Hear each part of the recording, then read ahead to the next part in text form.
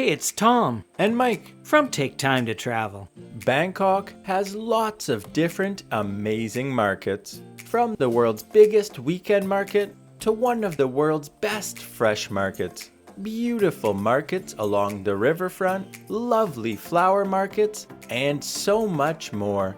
Today, we're going to take you on a tour of some of Bangkok's best markets to give you some ideas on what to do during your trip to Bangkok. We'll start with the Chatuchak Weekend Market. It's the world's largest with more than 15,000 different stalls, spread out over 30 sections, including multiple areas to buy clothing and accessories, a segment for art and paintings, one dedicated to books and magazines, decorative plants and flowers, and you can even find the kitchen sink.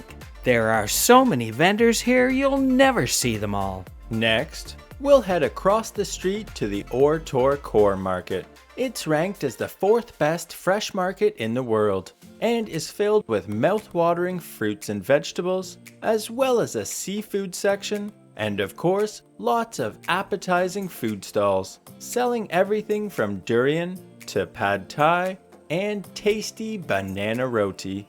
We really enjoyed our visit to the Tor Kor Market. It was one of our favorite markets in Bangkok. After that, we'll head across the city and over to one of Chinatown's bustling markets called the Sampheng Market. This was the busiest one that we'd ever been to. There were so many people in the narrow walkways and even the occasional motorbike going by. It was still a really cool experience, checking out all of the different shops and stalls, selling everything from housewares, clothing, and accessories to various types of electronics and even some Christmas decorations. The Sampheng Market is an adventure you won't want to miss. Nearby, you can also find the Khlong Talat Flower Market. It's the primary flower market of Bangkok and is filled with an assortment of different types of flowers, as well as lovely handmade garlands and even some fruits and vegetables. We spent some time wandering through the many aisles of the Khlong Talat Flower Market and found it very interesting. It's definitely a unique place to explore. Next, we'll head down the Chao Phraya River and over to Asiatique, the Riverfront Night Market. It's a beautiful upscale market located along the Chao Phraya River. The picturesque waterfront promenade even has a permanently docked restaurant in this impressive ship. It's actually a replica of the last 3-masted sailing ship used by the Royal Thai Navy. The market also has lots of attractive restaurants and patios. We ended up getting a tasty pineapple fried rice with shrimp, as well as some chicken pad thai. And just like the other markets, there's also lots of vendors selling all kinds of different appetizing street food, like this one here, where we got this delicious coconut ice cream with fruit and nuts. You'll also find many shops selling clothing and souvenirs, although the most memorable part of the market would have to be its giant Ferris wheel. And there's also a double-decker carousel, as well as a haunted house. The Asiatique night market is definitely a great place to spend a fun evening. After that, we'll head out to our favorite, the Jodd Fair's night market. It's surrounded on all sides by modern high-rise buildings and has a very laid-back and welcoming atmosphere. As we explored the market's many different walkways, we found lots of cool areas, like this one with picnic tables underneath the strings of hanging lights. Love the laid-back vibe with all the people relaxing and eating with friends and family at the communal tables, alongside these cool places like this surf bar. But let's keep going and see what else we can find at the Jodd Fair's market. There were tons of stalls selling all kinds of interesting looking food, like this one selling crispy milk butter, and this place selling fresh takoyaki. We also saw these tasty looking meaty rolls being cooked up, as well as this huge display of many different types of sushi. and some not so appetizing options like this stall selling bugs and insects. There were so many options that it was hard to decide where to eat. But the sun was setting, and after looking at all that food, we were getting hungry. So it's time for us to go and get some tasty food to eat. We saw this restaurant making some interesting looking dishes,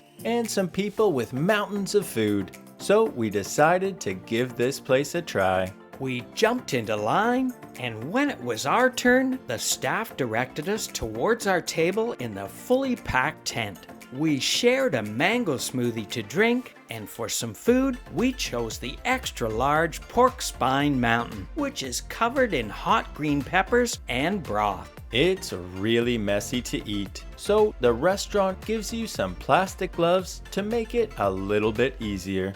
At first, I had no idea what I was doing. I tried to scrape some meat off with a spoon, but that didn't work too well. So I gave up and just started to rip some pieces of meat off like a barbarian, which we really enjoyed. It was spicy, tender, and tasty. We definitely recommend this place for some interesting photos. But if you want to try this restaurant, make sure to come early because the line gets crazy long after dark. After that, it was time to go and find something for dessert. There were so many options that Tom and I couldn't agree on what to get.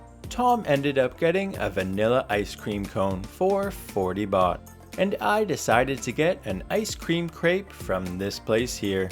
They added some whipped cream to the crepe, some chunks of brownie, some slices of banana, a big scoop of ice cream, and then drizzled some chocolate sauce all over it before he started rolling it all up into a giant cone shape.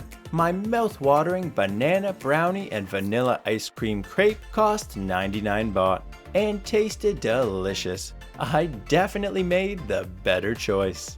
Then we agreed to share a Thai coconut pancake from this stall here. We sat down at one of the big picnic tables to eat our Thai coconut pancake, which cost 60 baht.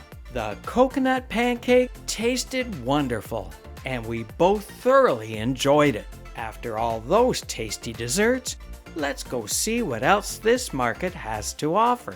We walked by restaurants and picnic tables filled with people, and underneath the palm trees to try and check out some more of the food aisles. But it was difficult to make our way through because of the big crowds. So we ended up turning around and going back past the palm trees and over to the far side of Jodd Fairs to the clothing section.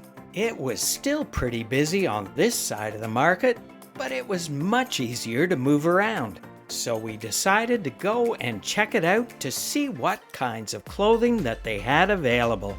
We found some brightly colored dog-themed shirts, as well as necklaces and jewelry, hats, socks, and all kinds of other apparel. Continuing to explore further into the market, there was another big dining area filled with people sitting at picnic tables and surrounded by food trucks and bars. Well, we hope you enjoyed our best markets in Bangkok tour, and it gave you some good ideas on which markets to visit. If we did, we'd really appreciate it if you'd like, subscribe, and hit the bell for notifications on our future videos. It really helps our channel to grow. And remember, take time to travel. Catch you on the next one.